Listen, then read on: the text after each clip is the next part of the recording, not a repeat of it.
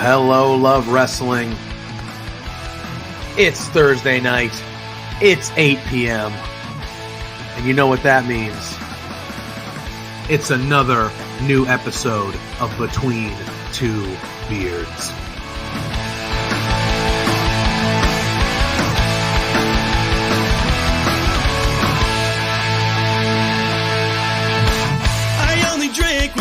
Start off with the biggest news of the week. The Rats lost! But every night I'm making new best friends, and the only problem is we like having a good time. Forget yourself now. If you've got the budget, I've got the time. There he is. Hey, boss! There's the boss. Hey! The man with the finest beard on this screen. Canadian men, boys, shut the hell up. Let me talk. You see, the Rads are resourceful. When I got beef with somebody, I can find a way to talk to them.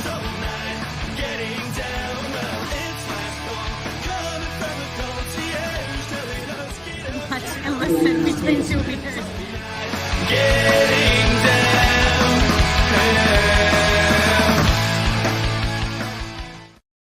Hello, love wrestling. It's Thursday night. It's 8 p.m. And you know what that means. That's not Pluggo, as you all can tell. But Josh has a little bit something going on. He's got a little bit of scruff happening over there. So I'm going to say... I keep my beard short, but I keep it... That's a beard, it's though. Beard. It's yeah, a that's beard. a beard.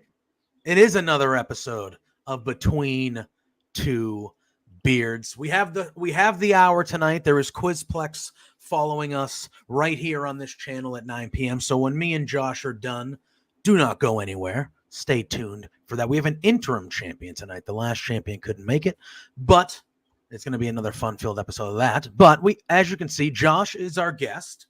Pluggo, he might be here at some point, but Pluggo was being a good dad today. His kid had a football game, and he was going to the football game. And so it was a conflict. I think the kid won. His team won 43-0. No, Josh. 43-0. Whoa. Oh, should be a mercy rule. Anyway, but we want to say hi to Ophelia, Dustin, Lawrence in the chat. Welcome in, gang. But yes, our good friend, my good friend, Josh Robinson is here. We're excited to have you. We're going to talk some WWE in Australia. Big announcement. We're going to talk about that in a little bit. We're going to talk some Legacy of in a little bit as well. And The Rock coming back and all good stuff. But, the day was kind of littered with some bummer news. We got Spencer in the chat saying hello. Hi, boss man. How you doing? Throughout the day, we woke up and there was a new deal. SmackDown is going to be heading back to USA Network in 2024 as WWE signed a $1.4 billion deal with NBC Universal. And then hours later and throughout most of the afternoon, there was another round of cuts of talent. So obviously never a good day when people are losing their jobs. It's not one of the fun days. So we figured we'd take the first handful of minutes, kind of talk about that. And then we'll talk about the fun stuff of the week and all the good news. It stinks to start on a bummer, but first and foremost, before we dive in there, Josh, how are we doing, my friend? It's been a little bit since we've had you on here. So Yeah, I know. I'm never around.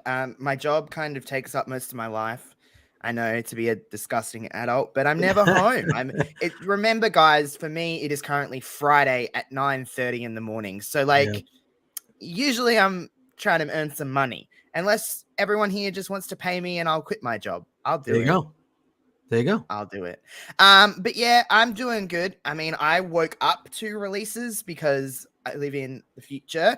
So that's really fun to wake up at 6 a.m. and then see a bunch of cuts. And to be completely honest, on this side of the world, deals with SmackDown mean nothing to me because it changes nothing for me. So I honestly could give two flying, you know what's about a new deal. Good for them, I guess.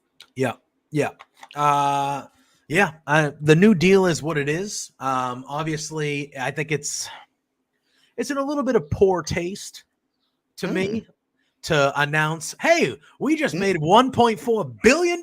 Now let's go friggin' fire people. Anyway, the timing is always fun. But it is what. And Ryan, listen, I occasionally throw some buttocks, because occasionally I do, but I can do it always for the right price. I believe it was the $1 million man who said everybody has a price, and I have a price to do anything. And I do mean that literally. Also, $1.4 billion is how much Spencer pays me to keep me on Love Wrestling. There you go. There you go. All right. Now, I'm going to be transparent. Oh, we got Pluggo in the chat. Hello, Pluggo. Hey, Pluggo. Wish you were here, buddy.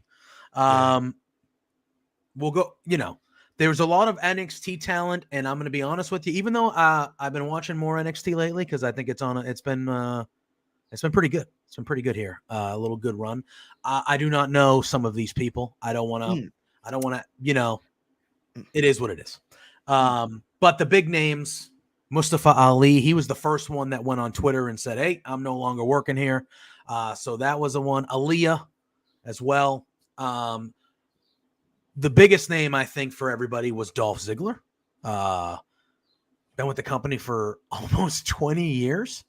Makes me feel old. Yeah, he's been with started in the Spirit Squad, did his stuff, and then he became, and then he was Dolph Ziggler, 2-time world heavyweight champion, 6-time intercontinental champion, 4-time tag champ, Money in the Bank winner. His cash in to me is like number 2 for me behind Seth.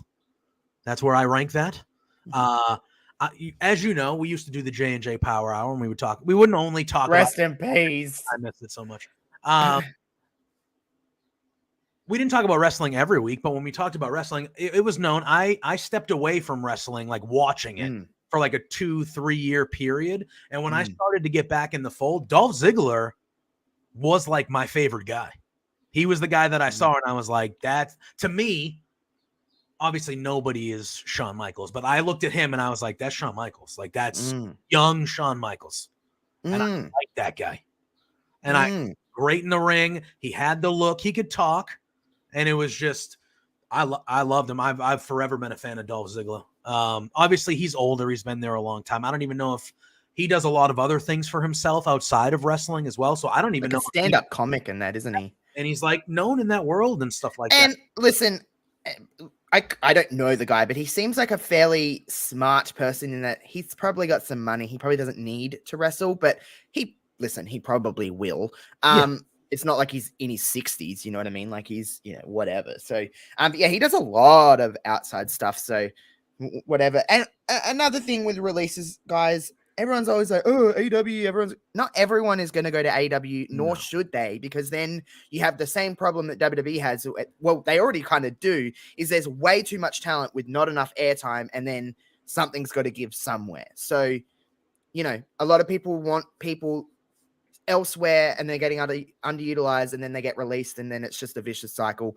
Again, I'm not happy that anyone lost their jobs, but a lot of these people, not all of them, were just sitting on the sidelines anyway. So it's like, well, let's cut ties and let them go do other things. And, I'm sure some people are fine. I don't know how I would feel, but some people are probably fine with just making money and sitting in catering every week. And that's just like, I'm getting paid to do this, whatever. But a lot of people probably are like, hey, wait a minute. Like, I want to go and wrestle. And I want to do what I love. So, it is what it is. Maybe I'm just looking at it differently. I'm not, again, we're just becoming more immune.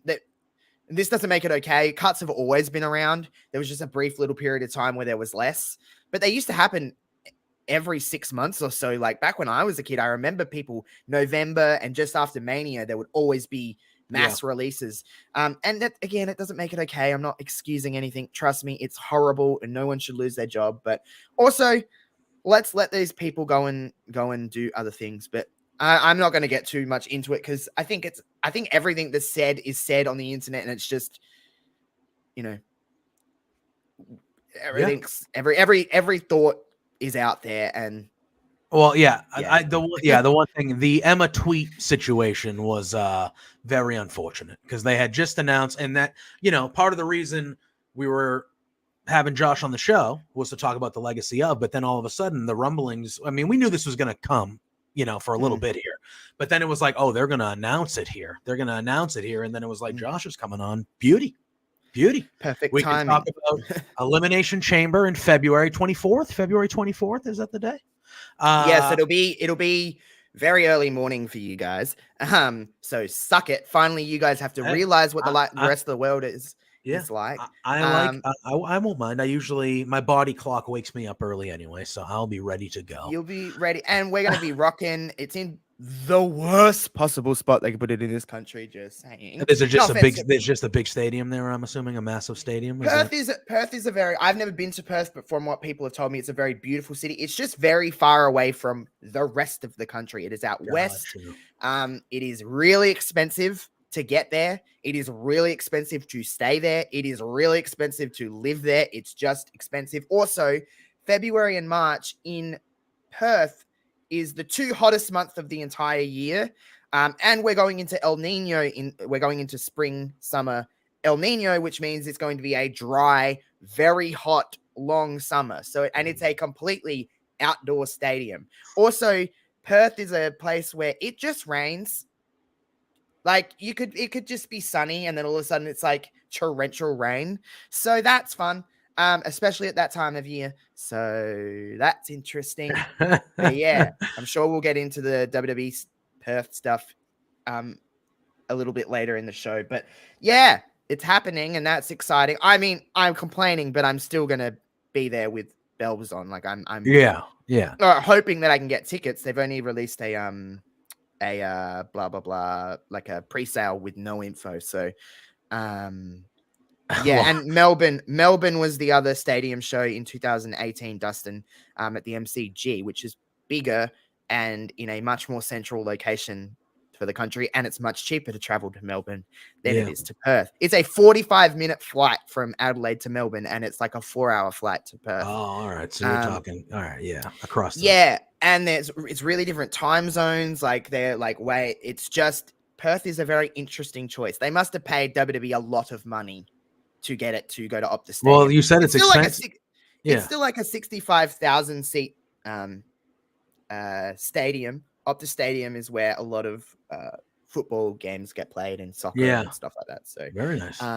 It's a very new stadium too. It's from what I've heard, it's a very modern stadium. All right. So probably that is another reason why. But it is, when we first heard the rumblings, we found out like probably about 6 months ago that there was like talk of the Western Australian government getting a WWE show, and everyone was like, cool, Perth, awesome. I've never, put it this way, I have been to a lot of places in this country. Perth has never really been on my list. But again, I'm excited to go somewhere new. And like I said, everyone says that it's very beautiful over there. It's just expensive. Yeah. It's just expensive. Like the flights, even the cheapest flights are still like this trip alone with accommodation, with tickets, is going to cost me like nearly $2,000. Yeah. It's one of those. And that's for pretty average, that's like middle tier seating. Yeah. Man. It's not, yeah. Especially nowadays, everything's just it's so more expensive. Yeah, everything's crazy. But it is what it is. They mad. No. They announced that, and Emma, who was obviously Australian, poor girl, she tweets a dream, or like a dream come true, and then she never mind. I'm not laughing at that. But it's then just like, she oh my god, the timing.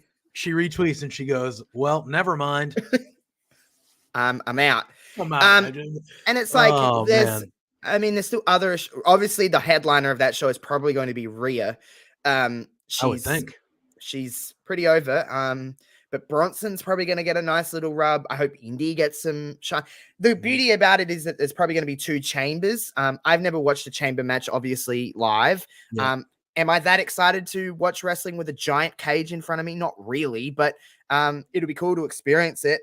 And it's right in the middle between, so we get essentially 3 stadium shows out of WWE in a row because we get Rumble, Elimination Chamber, then Mania. So, you know, more international shows I think is better for WWE. The crowds are better. It comes across better on television.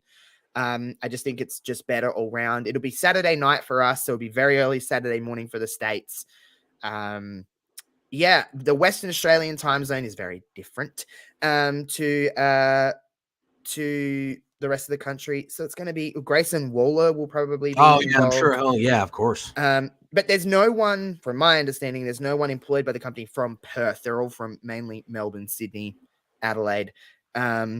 Rhea's been here. Rhea was in Adelaide yesterday. One of my friends saw her at the gym with Buddy Matthews. So Rhea's just in Adelaide hanging out. You know, of course, because she was attacked by Nia Jax because needs to sell the injury. She's selling the injury. Oh, okay, we can. All right, let's talk about returns. Okay, for a little bit. We can start with Nia. Sure. End of last week's Raw, we have Rhea Ripley, and Spencer said if it helps, it's a lot easier to view. Yes, because they were in the Montreal last year. Yeah, you get it. It's so, isn't that fitting that all of you guys like in Canada got to view Elimination Chamber, and now it's our turn to see it. I don't know if I know you are, but you're a wrestling person, but is like the rest of the world excited that Australia gets a show? I'd assume so. I mean, I think it's cool. Just for a different vibe. Yeah, I think it's cool. I could imagine it would be loud. We're pretty loud from the Melbourne show. So I like when it's new crowds. And I feel like when it's hungry, like when I heard they were going to Puerto Rico, I was like, oh, in my lifetime, I was like, I don't remember them ever going to Puerto Rico, especially for a PLE. This is cool. I want to see how those Puerto Rican fans react. I want to see how they watch a wrestling show because different cultures are different. And they were incredible. They were really, really good. That was one of the best crowds I've ever heard. Ever. And they were jacked up and they were ready to go. And it was awesome. And I feel the same way. When I know they're going to England, I'm like, crowd's going to be in it. Yeah. You know, because look at, obviously the wrestling is what matters, but like a really great crowd can make a B show an A show, and a really bad crowd can make a B show a D show. Agreed. I think crowd is, they matter. They're another character in the show. They're the third person in the match. Correct. If you are watching a wrestling show on TV, or if you're like, the crowd is the third act. They're the third act in the segment, you know? And that's how I look at it. And so it is, but all in all, everybody, I mean, they could go to Timbuktu in Australia and I would be there, and I would be there, you know, regardless of anything. Perth is going to be fun. It's going to be a really raucous night. There's, you know, they're probably going to put someone that we love in the main event, whether that be Rhea or whatever. There's going to be lots of near falls where Rhea nearly loses that title, and it's going to have us on the edge of our seats. It's a stadium show. There's going to be 60,000 of us there. I mean, I don't have too much complaining to do. You know what I mean? I'll probably see a lot of powers that I haven't met from this country. And I would assume a lot of people are coming in from the States, from other parts of the world. Yeah. Big shows like that, people will travel for. It'll be one of their vacations, you know? It's going to be cool, but I know we're going to talk about returns of certain people. Yeah. Well, Dustin brings up a good point. He goes, I wonder if they'll do SmackDown in Perth as well, like they did in Puerto Rico and London, because they did the SmackDown. I would assume they would have announced that. Like they would have announced, you know, back-to-back nights. I would assume they would just tape SmackDown beforehand. Yeah. I've never seen television in Australia. Like I've never been to a Raw. I never been to a SmackDown. Like that's never been. Remember, Australia doesn't get show. We've had Super Showdown, but before that, it was like the Global Warning, like pay-per-view. But that was like a different. It was like like an insurrection type thing. We've never got Raw. We've never got SmackDown. They've never taped any of that here. Like we just get live events. I think it's just because of the time zone and we're on the opposite side of the world. It's probably rather hard to travel. But like we pay a lot of money, and I would like to think that this country is a good market for wrestling. I could be wrong, but I would assume it'd be like North America, England, or the UK, and then us. Like I'd like to think that, but I don't think Timbuktu is an actual place in Australia, but you know what? There's some weird places in this country. So I have no idea. Yeah. All right. Yeah. So let's talk returns. Obviously, last Monday, the main event, Rhea Ripley is defending the women's championship. And the match, it was a good match. And then all of a sudden, towards the end of the match, it was all right. I don't love Rhea and Raquel working together. I'll just put it that way. I thought their first match was better. At Payback? Yeah, I actually thought that was okay. I thought they just. I know you weren't a fan. They just we beat watched the it crap. together, didn't we? Never mind, we watched it together. Yeah. I did not like it. You did not. You did. Yes, I didn't.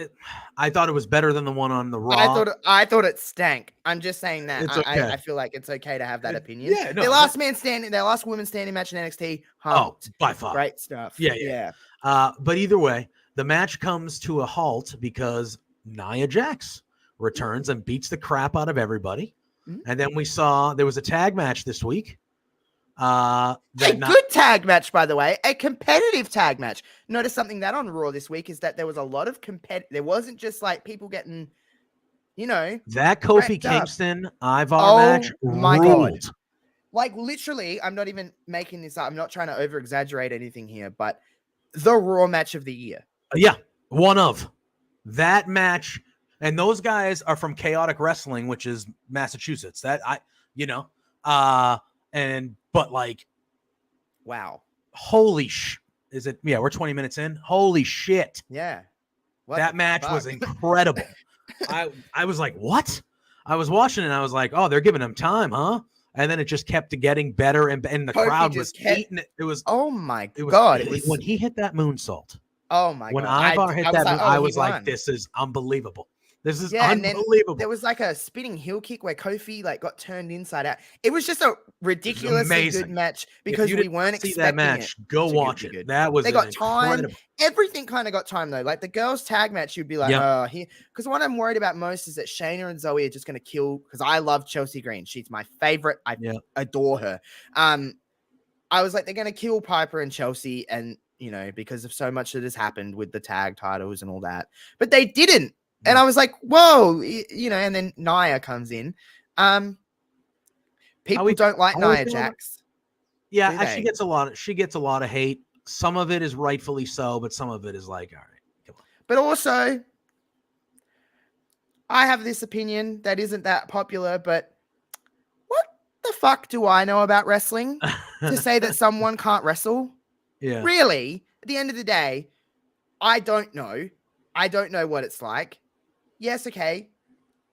She's hurt some people, and I think that's what it is. It's not really about, hey, she's not a great worker. It's when the hurting, like putting other people in harm. Okay, sure. There has been a number of occasions where she's done so, but then it's like comparing apples to oranges. But did everyone get on Ray Phoenix with John Moxley? No, it was an accident. And I do think there is a little bit of a stigma of women. It comes into play as well that are like, all the crowds that hate women in wrestling are like, see, that's why women shouldn't be positioned this way. Sure. You can have your opinion on Nia though. Outside of wrestling, do I agree with a lot of her personal life? Absolutely not. But I get it. I get the appeal of why Nia's there. Yeah.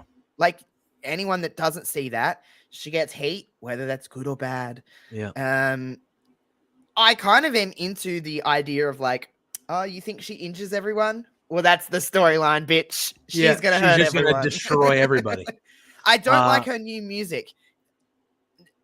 No, I'm not about it. You preferred I'm not like most. I don't really like either of them, but I like this one a lot. I almost did it. Also, before I forget, behind you is Brand New Eyes. Paramore. Yeah, I did that on purpose. I have a record of the week. You're pandering to me. I love it. No, but when I was waiting for you to hop on here, I turned my camera off, but I was on all fours over there looking for that record going. I'm putting a Paramore record up there because Josh. And I noticed it at the very beginning, but I didn't know when to bring it up. To you at some point if you didn't. So you brought it up, I was going to be like, hey, did you see? That's the first thing I noticed when I've got a Paramore shirt behind me with all their album titles. And but I noticed it and I was like, when can I bring this up? But I'm going to bring it up now.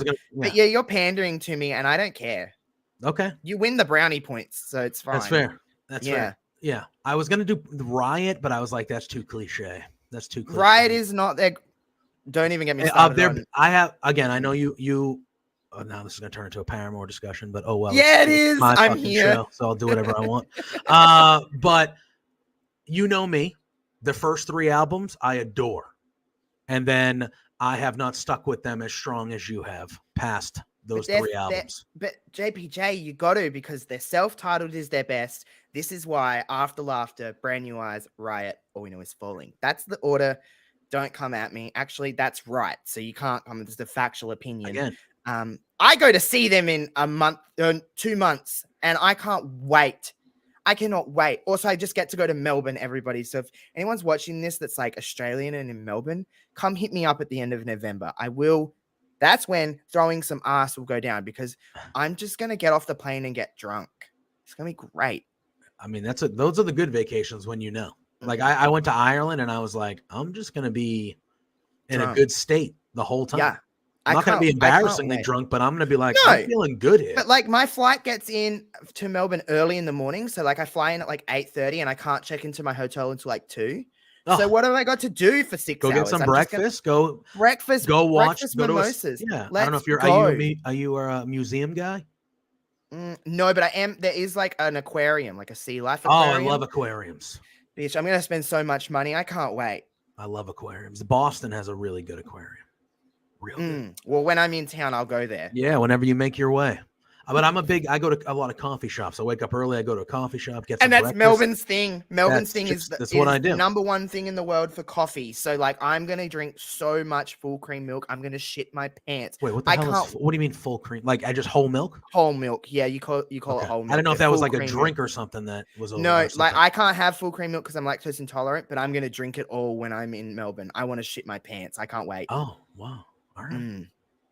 Okay, that's fair. It's gonna be exciting. Okay, so. Back to wrestling, I guess. Back to returns.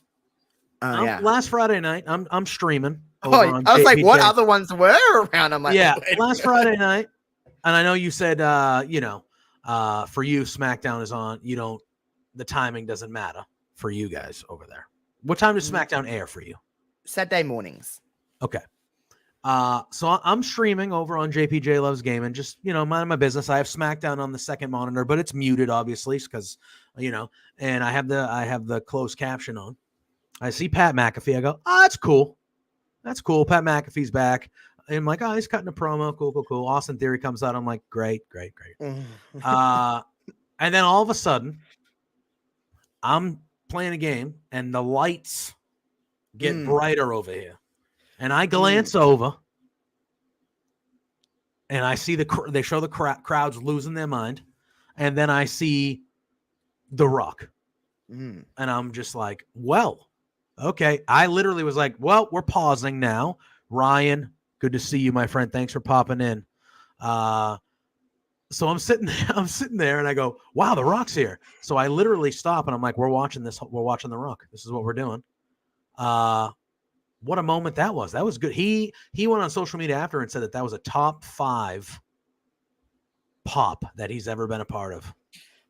I mean, yeah, it was monstrous. Like monstrous. I haven't heard a crowd like that in so long. I was just kind of like, Pat McAfee was on, and I was just kind of like, cool. Just, watching around. My little brother was here with me. He was in the shower, and as he got out of the shower, he walked out and he's like, Pat McAfee's on. I'm like, yeah. And Pat McAfee said the sentence, "This is the people's show." And I was like, hold on. And then as that sentence came out of my mouth, that's when The Rock's music hit. And I was like, genuinely just like, what is going on? Yeah. Like, I was like, it's just a random SmackDown in like Denver. It was like, Denver, Colorado. But like, The Rock was there. This? The Rock was there, and he was on Pat McAfee's show earlier in the day because they were there for the college football game, because a big-time NFL player named Deion Sanders is the head coach of Colorado, and he's taking college football by storm, but that's for another day. But that's why they were in town. And I didn't even think of it because The Rock earlier in the day on Pat McAfee broke the news that like he was booked for last year's WrestleMania with Roman, and then it didn't happen. Whatever. And he talked about that. And we came on Beards that night and we talked about that last week. We mentioned it because that was the news. And then the next night McAfee shows up and I see him and I'm like, I'm not even thinking about it. and I had it on mute, so I didn't hear the line of like, this is the People's Show. That's what I heard, and I was like, oh, yeah, cool. And then that just kind of happened, and then SmackDown was really good. I thought Raw was really good this week too, in terms of just like competitiveness, the flow of the show. Raw is obviously still too long, but like, and there's just a few segments that I would take out. But like for the most part,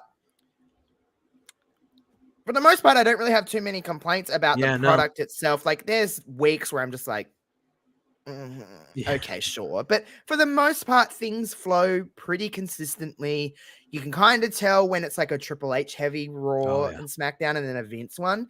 But for the most part, I do find they are kind of meeting in the middle with some things. You're like, I can see where compromises happens, can see what battles there's been chosen to be like, no, this is on the show, this is on the show. And just the way people articulate their promos, sometimes I can tell like, Vince this up a little. But Vince McMahon is also going through some like internal investigations of some stuff. So who knows what's going to go on there. One can only pray that perhaps it is over for Vince. But I don't think so. It's finally the end. I don't think so. This man's going to live. He said he's going to live to 120. So who Kurt Angle. Kurt Angle said that. That's right. So, and you know what? It's the one time where I believe Vince. Yeah. So that's fun. But yeah, so there's a lot going on. And then I guess you originally invited me to come on last week, but I couldn't because I had work. But Jade Cargill is also like, I wanted to.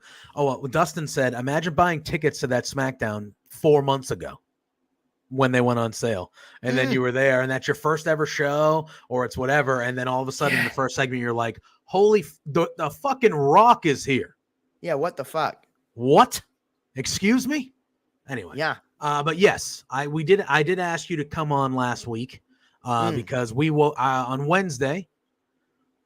We woke up to the news. No, Thursday morning we woke up to the news that Jade. Well, it was all happening while you guys were asleep. Yeah, so you were awake, probably dealing with it in real time. It was like Thursday afternoon, because it was just after Dynamite. So it was overnight Wednesday into Thursday. So Thursday afternoon here, I was just like, it was just like breaking news. Like, we've got some major contract details of someone, and then it started to come out. So I was dealing with it, and I was like, wait till the rest of the world wakes up and sees about all of this. Yeah. So yeah, Jade Cargill. So JPJ had asked me, and I was like, I can't. But obviously, it's like a week, and we know a little bit more now. Whether Jade's been at the Performance Center or rumored to be, her contract's up. She had her last match on Rampage with Chris Statlander. By the way, she looked very good. A lot of people, because there's a lot of like talk about where Jade's going to end up. Like, is she ready, quote unquote, like for the NXT main roster? I don't think she's going to NXT, in my personal opinion. I think she's too much of a. Does she keep her name? I don't know. I would think she would, because I feel like that would have been a discussion in getting her here, but I could be wrong. Maybe she'll just be called Jade or something like that. Who knows? But that's for another topic. But I think she's too main roster. The appeal of her, I mean, even in AEW when she was green as goose shit, we were like, it doesn't matter with Jade Cargill, because she's marketable. She's got a great charisma. She's got a great appeal. She's a star. Do I think she's more fit for a WWE landscape than an AEW landscape? Yes, because wrestling, I don't mean this horribly. We have great wrestling in WWE. Some of the best matches ever have taken place in WWE, but wrestling is secondary. It's about being that larger than life, marketable character, and she is that. Also, you put her on the main roster and put her in programs with people that are better than her. She's going to raise, and it's not like Jade Cargill can't wrestle. She's pretty good. She is pretty good. She's still green. Like, hasn't been doing it in a long time. Green. What I think is okay. So, and for me, and look, you know me, I'm very pro AEW. I do a show on Love Wrestling that revolves around AEW. All right. But if Jade Cargill wants to maximize her star potential and be a huge star, you're going to WWE. Yeah, because you're a woman, and in AEW, women don't get that treatment. Yeah, that's a second. That is another. Unless your name is Britt Baker. Yeah. But in general, like, and I love AEW, and you can be a big star in AEW, but if you want to be a worldwide star, you look at Jade Cargill and you're like, that is a WWE superstar. What I think is going to happen is She's a WrestleMania headliner. Becky is the NXT Women's Champion right now. Yeah. She's doing the weekly challenges. I think she's going to establish that, and I think Jade is going to beat her.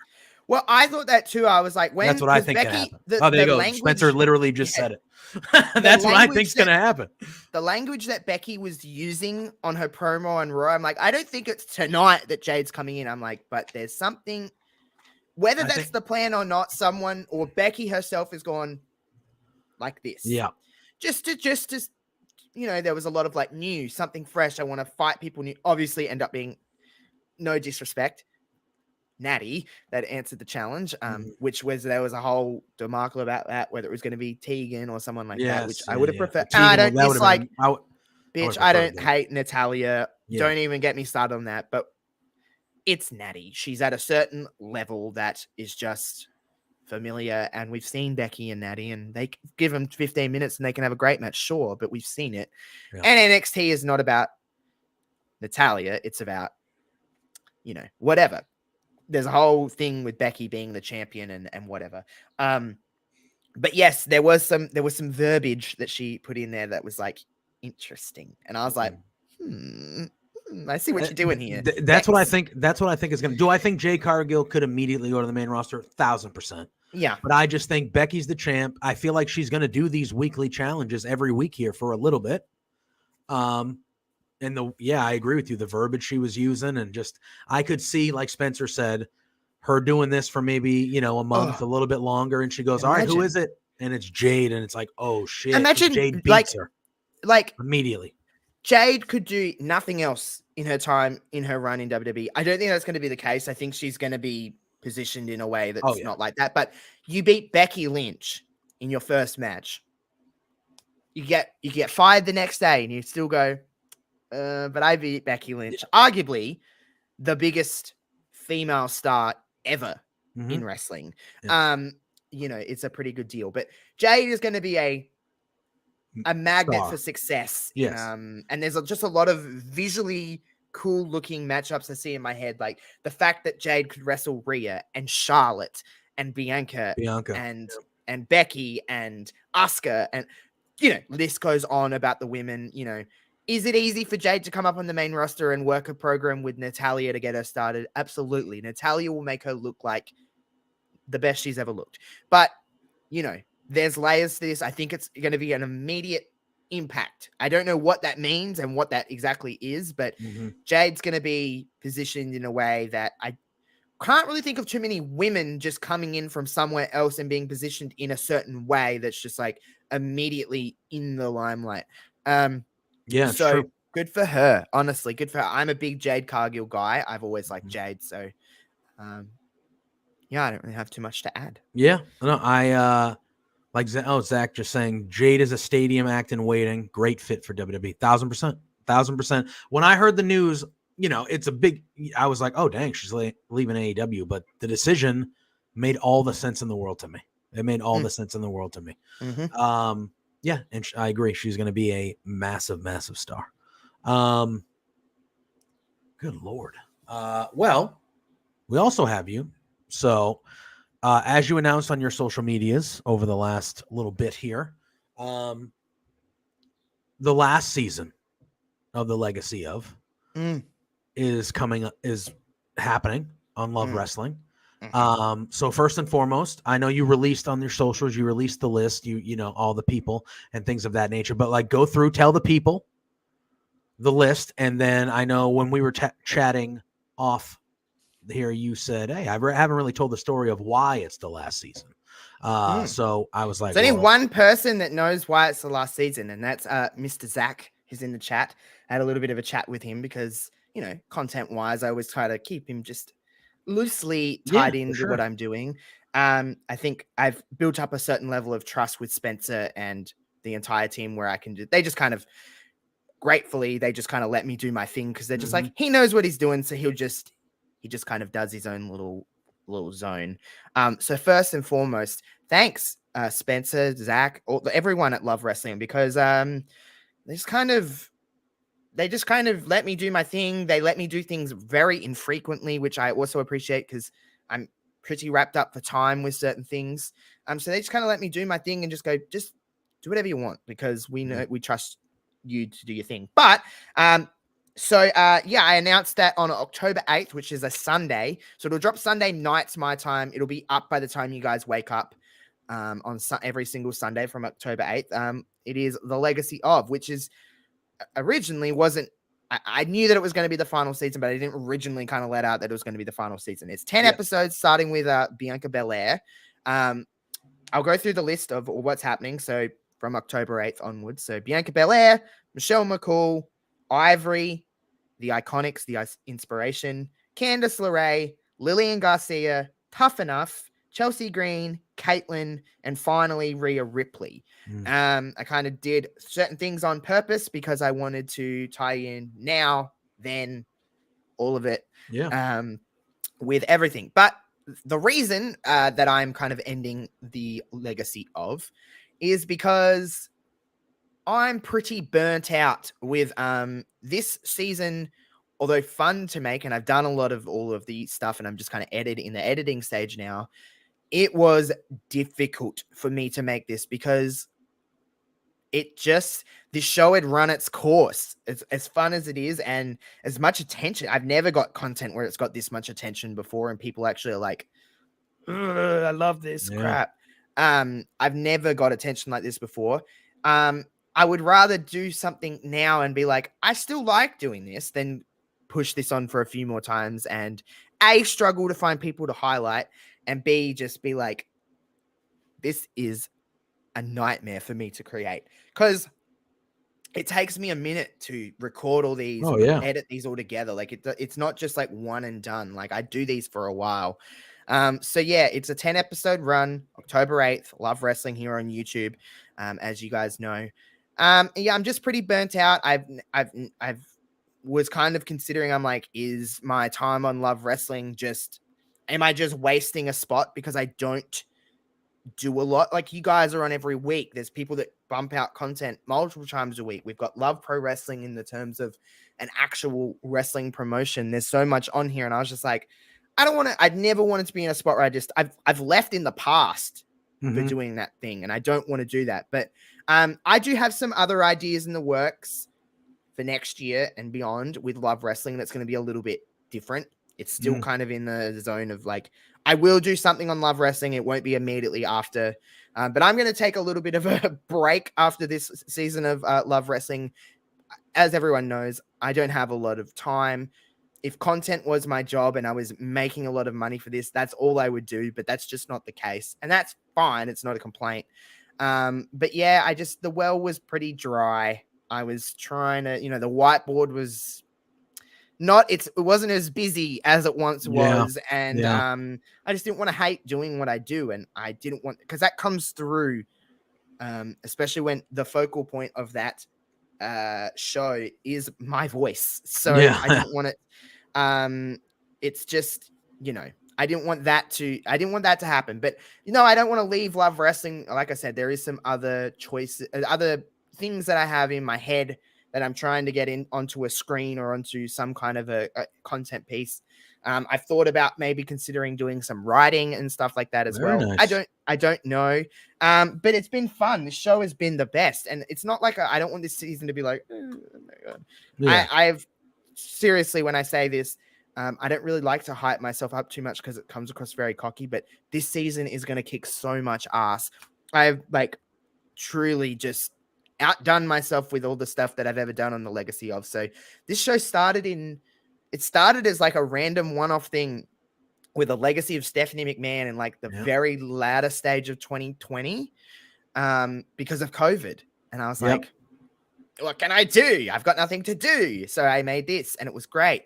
And then it just kind of formed, and I've done so many things, and like some of the talent that I've highlighted have noticed it and stuff like that, which is cool. Like some of my favorite things that I've ever made is in the Legacy of, and Love Wrestling just gave me the platform to do so, because I never would have never would have got the attention it did without that platform. So like, it's cool to have Love Wrestling in my corner. And again, as well, because listen, if you were starting a content place and you were wanting me on your stuff, I can be kind of difficult with just timing and knowing that I believe in my own content. So like, I work best when I have kind of the freedom to do what I want. And Spencer was the first person to ever allow me to do that. He said, do whatever you want. I just want you on this platform. So without Spence, I really wouldn't have that platform to do so. So I don't really like being nice to people because it's disgusting.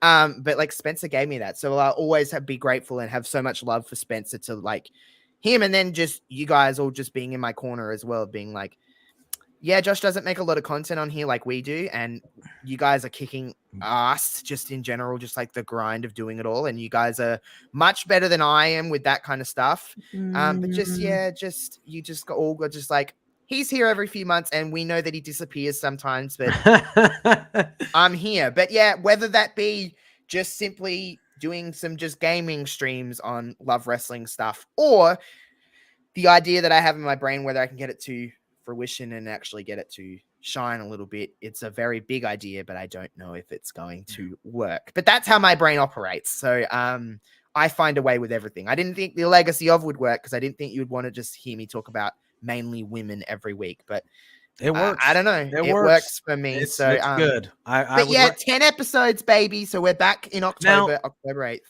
8th. My memory is trash, but like, is this your biggest season yet? 10 episodes? Mm-hmm. Yeah, right. So I kind of did them bi-weekly or just kind of whenever I wanted for the first season. And then I did like mainly 8-episode runs. After that, there's been altogether, because there was a lot of specials in between. I think at the end of this, with the next 10 episodes, I think we're going to hit 98 episodes. So I'm 2 away from 100. But I think we'll hit 98 episodes altogether. Of the Legacy of, and then I did, a few other little things. I didn't just do this on Love Wrestling. There's been some other specials, but yeah. I kind of have an idea of like, do I do like a little Raw recap show where it's just like a 2-minute little video and I just kind of run off everything in like a really fun, like little newsy video? I don't know. It's just a matter of having the time to do so. The Legacy of that'd be the most meta thing that you could ever do. Episode 100. You have to find something for 9. I'm very excited about that. I mean, I've seen them all, but I'm excited about that Tough Enough one. I'm excited about that Tough Enough one. So that was the hardest episode I had to make. But bitch, I know a lot of people probably like certain episodes because they like certain people, but I like my favorite episodes were like, I think like the Mickey James and Bella Twins episodes will always be up there for me, just because I'm like, oh, those got a lot of attention. They got a lot of love. The Stephanie episode got so much. The Legacy of the bra and panties match got a lot of love because people were like, what are you doing? Because too many people see the title and don't actually watch certain things. Yeah. And then, of course, I'll always have a special place for the Legacy of Maurice's Brick. I made an episode on Maurice's Brick, and I made it in the Legacy of Lily, the doll. I made the episode of the Legacy of Lily. During this show. It was literally like spawned into my brain, and I just did you popped I'll in make the a chat. Legacy of anything. Yeah, you popped in the chat. And we put you over for popping in the chat, and we were talking about Lily, the doll, the possessed doll. And then Pluggo cracked a one-liner and said, "Oh, the Legacy of Lily." And like 20 minutes later, Josh popped back in the chat and was like, "Hey," and then all of a sudden he made a Legacy of Lily in like 20 minutes. It was incredible. I'll make an episode of the Legacy of on anything if you really want me to. So who knows? Yeah. So it's 10 episodes. It's a lot of people have said to me that they're very excited to see Bel Air because it's of course. Bel Air. Yeah. But a lot of people I had a lot of comments on my Insta being Lillian Garcia. They're like, how the hell do you make one on Lillian Garcia? I'm like, I bet you wait. I mean, yeah. I think they're all I was a big fan of Ivory back in the day. So yeah. I'm excited. That whole section, sneak peek, that whole section I do on her with Right to Censor. Yeah. Incredible. God. So good. So good. But yeah, I'm excited. Like Spencer said, obviously the Legacy of is a great series. And if anybody here has not seen it, you should go over to the youtube.com/love wrestling. There's a playlist of it, and you should go. Obviously, I know you're still finishing this, but in the 98, what are the, and I know this is your content, so it might be hard to pick up, but what are the 2 or 3 that, if somebody's new in the chat and hasn't seen any of them, that you'd be like, hey, go check these ones out. Besides all of them, just go watch them all, but you know what I mean. I think probably I did the Legacy of ECW, which was the Very longest good. episode I did. I did like an hour-long episode, and I did it very different to the rest of them. I don't think, I'll say this pretty confidently, it didn't get the reaction that I thought it would, or did it get the attention that I thought it would? But I think that's like my best professional work that I've ever done. But personally, for me, what my favorites are, it'll always be the Bellas, because I just really dig them. And obviously I have a Bella Twins Divas title right there, but I just think my passion shined through the most on that episode. And then perhaps if I'm just giving you like an episode that I think you should probably watch, it probably would be the legacy of like someone like a Tori Wilson, Stacy Keibler episode, because a lot of people are like, they see that and kind of go, ugh, just because of who they are. But those are the episodes that I love the most, because it kind of switches people. And again, while I have opinion on this show, a lot of these episodes are just based in facts, so it's hard to dispute a lot of it. But yeah, hey Lou, it's just very much like, I think this show's really good. I think Zach even said this, and this is the kind of direction I kind of really ran with when Zach said this, was if you don't know who someone is, or if you're just not very familiar with I highlight a lot of like divas on this show. People that are skeptical of those kind of eras, I think you can watch that and learn a lot, even if you don't agree. That's fair. Yeah, I would agree. And I think that was one of the aspects of the show that I enjoy. I mean, obviously I've been watching wrestling forever, so I knew I knew most of the stuff, but even wrestlers that I was big fans of at all aspects of my life, I learned stuff watching the show. I'd be like, oh, that was cool. I didn't know that little nifty fact, or that little nifty thing right there. Like, or the time that I was out not watching wrestling regularly, like, like Michelle McCool, I didn't see most of her career. I've done an episode on Lay Cool, but I've never done Michelle on her own. So it'd be kind of cool for you guys to hear that. But so like for me, I hate talking about myself, but like, it's good shit, I guess you could say. Yeah, I'm looking forward to it. Greatly. All right, cool. So now I know you went in on, the fact that it's in Perth, but how excited are you truly to go to a WWE PLE? I'm not going to lie to you. I'm not even making this up. I knew that we were getting, like, it was pretty obvious it was going to get announced pretty soon. Like, there was a lot of rumors and stuff. But when New Day were in Sydney and then flying through to Perth, because you can't even fly directly into Perth from international, a tear came out of my eye. I was like, oh my God, it's really happening. Like, I don't care if I'm in the highest seats in the stadium. Like, I'm going to be there. Yeah. It's just, it's cool. You guys do not understand how lucky you are that you get a Raw or a SmackDown or a pay-per-view every few months. Like, you guys are so lucky that you get that. Like, we would kill to get that over here. We get this, like, we haven't had a live event since 2019. We haven't had a stadium show since 2018. Like, it's just, people think Australia is a small country. It is not. It's a big country. Yeah. It's just spread out very differently to the States. There is literally like 25 million people in this country. It is not a small country. Perth is listed as one of the most livable cities in the world. So put it that way. It's a very beautiful place, albeit far from the rest of the country. Like, put it this way, Perth, if Australia is this, if it looks like this, Perth is all the way over here. And you're everything else is here. Yeah. It's very far away. But yeah, I would go to any place in this country if it meant going to this show. Like, I'm so, just a wrestling person, and as just a kid watching wrestling as a child, I never thought that was going to happen. Yeah. You know what I mean? So it's cool. I can't That's wait. very Like, cool. I'm going to be there, just whether I go as just a person just watching or something more, I'm just going to be there and just be like, it's wrestling. It's incredible. Yeah, I'm very excited for you. I was like, when my Twitter is going to be insufferable that night. When the news broke, I was like, oh, that sounds like I know somebody in Australia. So that sounds like that might be a fun trip. My poor Snapchat friends, including you, actually, JPJ. I am one of those.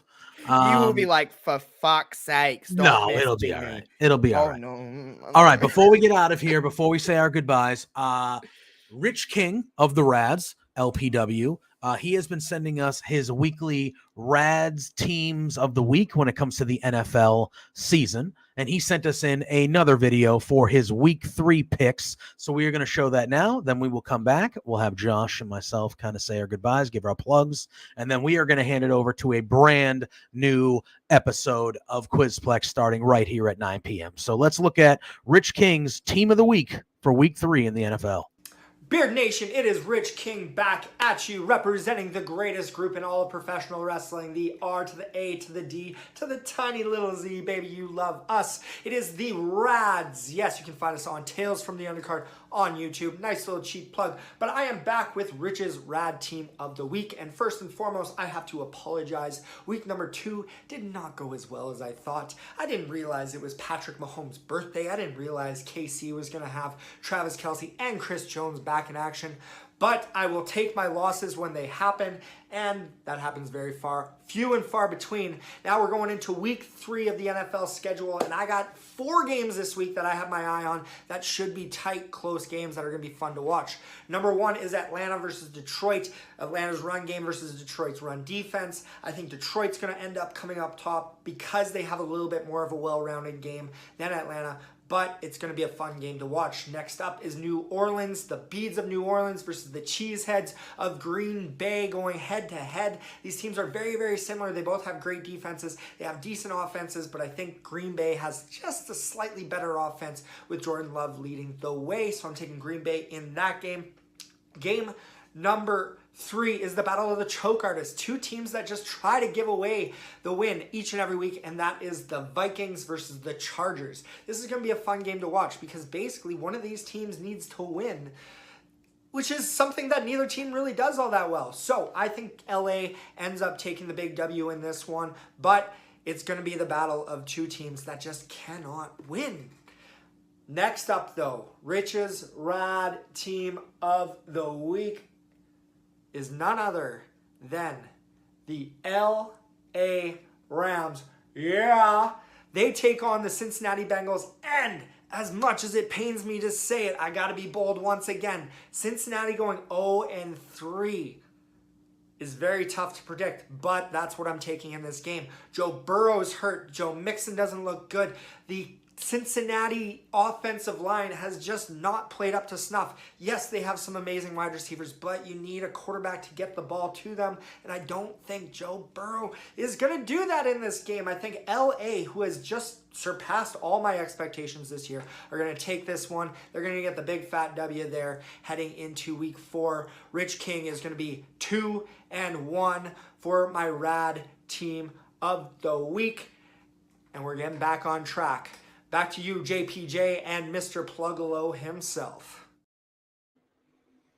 Plugalo didn't make it this evening, but we want to thank Rich King for sending that in. So, Josh, always a pleasure. You coming on. I love chatting with you. You know, maybe we'll get some Sims in on your channel here soon. I mean, we're going to be doing the big shows coming up. I would think we'll keep that tradition alive. So be on the lookout on the social medias for those as well. Josh, real quick. Let the people know where they can find you. Let the people know where they can follow you, and then we will get out of here. At Josh Robinson _00, pretty much everywhere across the board. Come hang out with me on TikTok or Twitch. That's where I'm the best. There you go. JPJ Loves Gaming everywhere for me as well. You can catch me here Thursday nights with Pluggo for Between Two Beards, Sunday mornings at 10 a.m. over on twitch.tv/Love Wrestling CA with Drew for Firmly AEW. Josh, thank you again for joining us tonight. Thank you for everybody in the chat, all our friends. You know we love you. Stay right here. Do not go anywhere. Right after we hear from Sue, you'll see Zach, you'll see our fine guest, you'll see Spencer for another episode of Quizplex. Till next week, friends, you know the drill. Peace out. Hey there, Plugo and JPJ. It's Trent's mom, Sue, and I have a bone to pick with you. So, I understand that you guys are being real idiots and spending your entire monthly budget. You've got to be kidding me. This is not the way to be when you're trying to run a business. Your boss, Spencer, is really pissed off at you. I'm pissed off at you. You have some nerve. Get a grip. You have to control yourself. You can't just go out and spend all the money that you're making, you Two Beards guys. Oh no, this is coming out so stupid. Anyway, behave yourselves, or I'm going to cut you off from watching AEW. You're no longer going to get to know, be able to meet my son.